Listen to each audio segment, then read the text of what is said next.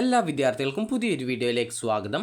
ഈ വർഷത്തെ +2 vocational higher secondary NSQF രണ്ടാം വർഷ സേവ് എ ഇയർ അതുപോലെ തന്നെ ഇംപ്രൂവ്മെൻറ്റ് പരീക്ഷകൾക്കുള്ള അപേക്ഷകൾ വിദ്യാർത്ഥികൾക്ക് മെയ് 15-ാം തീയതി വിദ്യാർത്ഥികൾ +2 പരീക്ഷയ്ക്ക് ഏത് സ്കൂളിലാണോ രജിസ്ട്രേഷൻ ചെയ്തത് ആ ഒരു സ്കൂളിലെ പ്രിൻസിപ്പാളിന് അപേക്ഷകൾ സമർപ്പിക്കാവുന്നതാണ്. അപ്പോൾ വിദ്യാർത്ഥികൾക്ക് ഈ ഒരു പരീക്ഷയ്ക്ക് രജിസ്ട്രേഷൻ ചെയ്യുകയും അതുപോലെ തന്നെ അതായത് രണ്ടാം വർഷ ഹയർ സെക്കൻഡറി മാർച്ച് 2024 നടത്തിയിട്ടുണ്ടായിരുന്ന NSQF വിഭാഗം രണ്ടാം വർഷ പരീക്ഷയ്ക്ക് രജിസ്ട്രേഷൻ ചെയ്യുകയും പരീക്ഷയ്ക്ക് യോഗ്യത നേടാതിരിക്കുകയോ വിവിധ കാരണങ്ങളാൽ പരീക്ഷയ്ക്ക് ഹാജരാവാതിരിക്കുകയോ ചെയ്ത വിദ്യാർത്ഥികൾക്കുള്ള സേവ് എ ഇയർ ഇംപ്രൂവ്മെൻറ്റ് രണ്ടാം വർഷ പരീക്ഷ 12/6/2024 അതായത് ജൂൺ 12-ാം തീയതി മുതൽ ആരംഭിക്കുന്നതായിരിക്കും.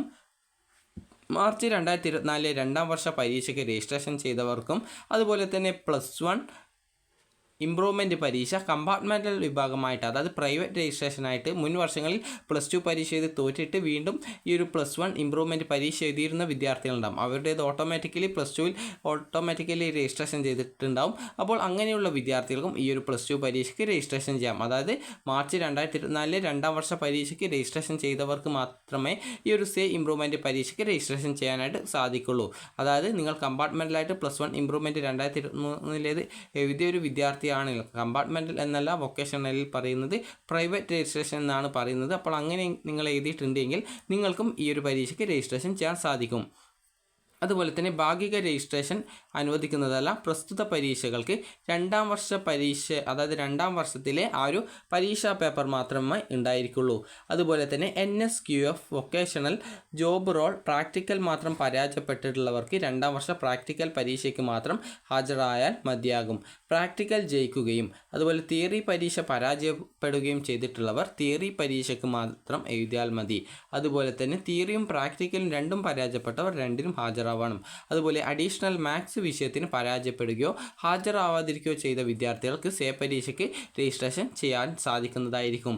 അതുപോലെ തന്നെ കണ്ടിന്യൂസ് ഇവാലുവേഷൻ അതുപോലെ തന്നെ ഗ്രേഡിംഗ് NSQF സ്കീമിൽ 2024 മാർച്ചിൽ നടന്ന രണ്ടാം വർഷ പരീക്ഷയിൽ റെഗുലറായിട്ട് രജിസ്ട്രേഷൻ ചെയ്ത വിദ്യാർത്ഥികൾക്ക് മിനിമം ഗ്രേഡ് ലഭിക്കാത്ത എല്ലാ വിഷയങ്ങൾക്കും ജൂൺ 2024 സേ ഇംപ്രൂവ്മെൻറ്റ് പരീക്ഷയ്ക്ക് വിദ്യാർത്ഥികൾ രജിസ്ട്രേഷൻ ചെയ്യേണ്ടതാണ്. അതുപോലെ തന്നെ മറ്റ് വിവിധ ഡീറ്റെയിൽസുകളും ഈ ഒരു സർക്കുലറിൽ നൽകിയിട്ടുണ്ട്. അപ്പോൾ ഈ ഒരു സർക്കുലറിൻ്റെ ലിങ്ക് ഞാൻ വീഡിയോയുടെ ഡിസ്ക്രിപ്ഷനിൽ നൽകിയിട്ടുണ്ട്. അതിൽ നിന്ന് നിങ്ങൾക്ക് ഡൗൺലോഡ് ചെയ്തിട്ട് നിങ്ങൾക്ക് ഈ ഒരു ഡീറ്റെയിൽസുകൾ കറക്റ്റായിട്ട് വായിച്ച് മനസ്സിലാക്കാൻ സാധിക്കുന്നതാണ്. അതുപോലെ തന്നെ മോഡുലാർ സ്കീമിൽ പരീക്ഷ എഴുതുന്ന വിദ്യാർത്ഥികൾക്ക് എല്ലാ മോഡുലാർ പ്രായോഗിക പരീക്ഷകൾക്കും C+ ഗ്രേഡും അതുപോലെ തന്നെ 50% മാർക്ക് മറ്റ് വിഷയങ്ങൾക്ക് കുറഞ്ഞത് D+ ഗ്രേഡും ലഭിച്ചാൽ മാത്രമേ വിദ്യാർത്ഥികൾ ജയിക്കുകയുള്ളൂ.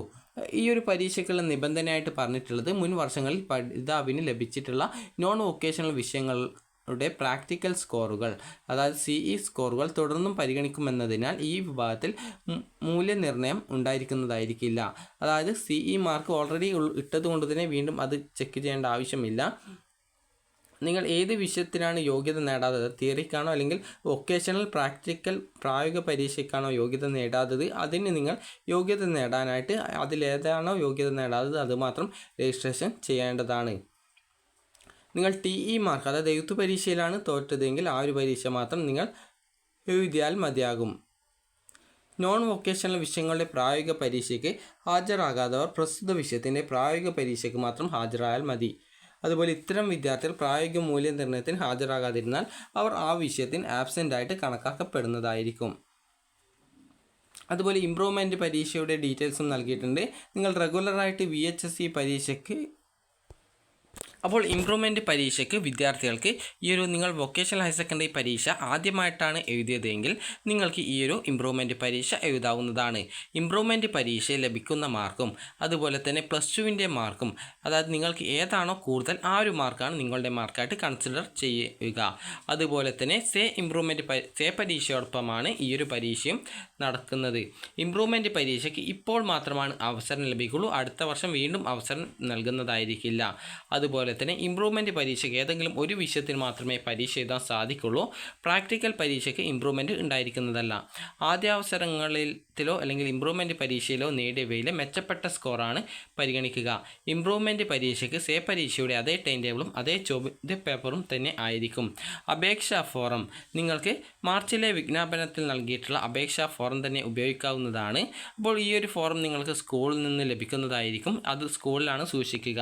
അതുപോലെ വിദ്യാർത്ഥികൾക്ക് സേ പരീക്ഷയ്ക്ക് അതായത് തിയറി പേപ്പറിന് 150 രൂപ വീതവും സേ പരീക്ഷ തിയറി ആൻഡ് പ്രാക്ടിക്കൽ ഓരോ പേപ്പറിന് 175 രൂപയും അതുപോലെ തന്നെ പ്രാക്ടിക്കൽ പരീക്ഷ നോൺ വൊക്കേഷണൽ ഓരോ പേപ്പറിനും 25 രൂപ വീതവും മോഡുലാർ പ്രായോഗിക പരീക്ഷ ഓരോ മൊഡ്യൂളിലും അതായത് മോഡുലാർ സ്കീമിൽ മാത്രമാണ് ഇത് ഭാഗം 25 രൂപ വീതവും ഇംപ്രൂവ്മെൻറ്റ് പരീക്ഷ ഒരു പേപ്പറിന് 500 രൂപയും fees score sheet mark list ഇത് കോമൺ ആയിട്ട് 40 രൂപയും NSQFസിൽ ഇവാലുവേഷൻ ഫീസ് 500 രൂപയുമാണ് വരിക. വിദ്യാർത്ഥികൾക്ക് അവസാനമായിട്ട് ഈ ഒരു ഫീസ് അടക്കാനുള്ള ഡേറ്റ് എന്ന് പറയുന്നത് 15-ാം തീയതിയാണ്, മെയ് 15 അതുപോലെ തന്നെ 600 രൂപ ഫൈനോടുകൂടി മെയ് 17-ാം തീയതി വരെ ഈ ഒരു അപേക്ഷ സമർപ്പിക്കാവുന്നതാണ്. അതുപോലെ തന്നെ ഈ ഒരു എക്സാമിൻ്റെ ടൈം ടേബിൾ ഇതാണ്. 12-ാം തീയതി ബുധനാഴ്ച നടക്കുന്ന എക്സാമിനേഷൻ എന്ന് പറയുന്നത് എൻ്റർപ്രണർഷിപ്പ് ആൻഡ് ഡെവലപ്മെൻറ്റ്. അതുപോലെ തന്നെ ബുധനാഴ്ച ഉച്ചയ്ക്ക് ശേഷം നടക്കുന്ന എക്സാമിനേഷൻ 2 മണിക്ക് നടക്കുന്ന എക്സാമിനേഷൻ കെമിസ്ട്രി അല്ലെങ്കിൽ ഹിസ്റ്ററി അല്ലെങ്കിൽ ബിസിനസ് സ്റ്റഡീസ് ആണ്. 13-ാം തീയതി നടക്കുന്ന എക്സാമിനേഷൻ രാവിലെ ഇംഗ്ലീഷും 13-ാം തീയതി ഉച്ചയ്ക്ക് ശേഷം ജിയോഗ്രഫി അതുപോലെ അക്കൗണ്ടൻസി എന്നിവയുമാണ്. അതുപോലെ 14-ാം തീയതി നടക്കുന്ന എക്സാമിനേഷൻ മാത്തമാറ്റിക്സ് അല്ലെങ്കിൽ മാനേജ്മെൻറ്റ് വിഷയമാണ്. അതുപോലെ തന്നെ 14-ാം തീയതി തന്നെ ഈ ഒരു രാവിലെയല്ല 14-ാം തീയതി ഉച്ചയ്ക്ക് ശേഷം നടക്കുന്നത് ഈ ഒരു വൊക്കേഷണൽ തിയറിയാണ്. അതുപോലെ തന്നെ 19-ാം തീയതി നടക്കുന്ന എക്സാമിനേഷൻ ഫിസിക്സ് ആണ്. 19-ാം തീയതി ഉച്ചയ്ക്ക് ശേഷം നടക്കുന്നത് ഇക്കണോമിക്സും 20-ാം തീയതി രാവിലെ ബയോളജിയുമാണ്. അപ്പോൾ ഈ ഒരു 29-30 തീയതികളിലായിട്ടാണ് ഈ ഒരു പ്രാക്ടിക്കൽ എക്സാമിനേഷൻ നടക്കുന്നത്. അപ്പോൾ എല്ലാ പ്രായോഗിക പരീക്ഷകളും നടത്തുന്നതിനുള്ള തീയതികൾ പിന്നീട് നിങ്ങളെ അറിയിക്കുന്നതാണ്. അതിനായിട്ട് നിങ്ങൾ സ്കൂളുമായിട്ട് കോൺടാക്റ്റ് ചെയ്യേണ്ടതാണ്. അപ്പോൾ ഇതാണ് നിങ്ങളുടെ ആ ഒരു ആപ്ലിക്കേഷൻ ഫോം. അപ്പോൾ ഇത് നിങ്ങൾക്ക് ഫില്ല് ചെയ്തിട്ട് നിങ്ങൾ ഏത് സ്കൂളിലാണോ പരീക്ഷയ്ക്ക് അവസാനമായിട്ട് രജിസ്ട്രേഷൻ ചെയ്തിട്ടുള്ളത് ആ ഒരു സ്കൂളിൽ നിങ്ങൾക്ക് അപേക്ഷ സമർപ്പിക്കാവുന്നതാണ്. അപ്പോൾ നിങ്ങൾക്ക് ഈ ഒരു വീഡിയോ ഉപകാരപ്രദമായിട്ടുണ്ടെങ്കിൽ ലൈക്ക് ചെയ്യുക, ഷെയർ ചെയ്യുക. Thank you for watching.